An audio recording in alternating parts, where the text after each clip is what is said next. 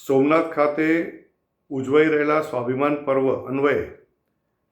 દિલ્હી, હરિયાણા, ઉત્તર પ્રદેશ, રાજસ્થાન જેવા રાજ્યોમાંથી આવતા યાત્રાળુઓને સોમનાથ દર્શન કરાવવા, ત્યાંના આજુબાજુના સ્થળોએ લઈ જવા માટે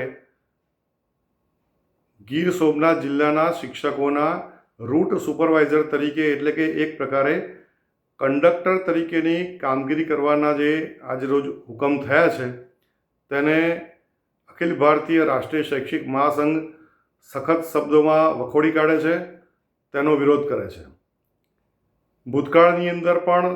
જ્યારે શિક્ષકોને આવી બિન શૈક્ષણિક કામગીરી સોંપવામાં આવી હતી તે વખતે સરકારશ્રી સાથે થયેલી ચર્ચા વિચારણા અને વ્યાપક પ્રમાણમાં વિરોધને ધ્યાને લઈ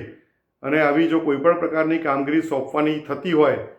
તો શિક્ષણ સચિવની મંજૂરી લેવી, રાષ્ટ્રહિતનું કાર્ય હોવું એ અનિવાર્ય છે. આ બધી બાબતોને ધ્યાને રાખીને શિક્ષકોના હુકમ કરવાના થતા હોય છે. રાષ્ટ્રહિતની કામગીરીમાં SIRની કામગીરી છે,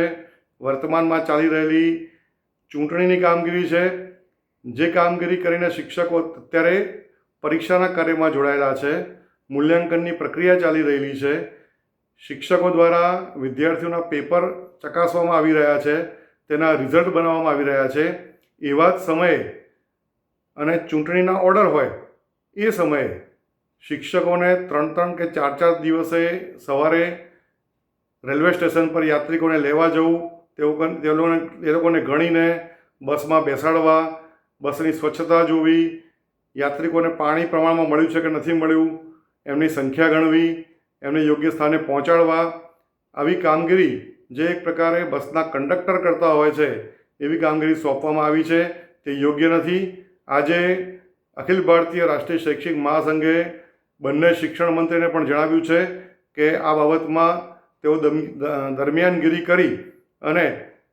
આ ઓર્ડર છે એ સત્વરે રદ કરાવડાવે, મૂલ્યાંકનની પ્રક્રિયા અને શિક્ષણની પ્રક્રિયા પ્રભાવિત ન થાય તે માટે શિક્ષણ મંત્રી તથા સરકાર પાસેથી અખિલ ભારતીય રાષ્ટ્રીય શૈક્ષિક મહાસંઘની અપેક્ષા છે.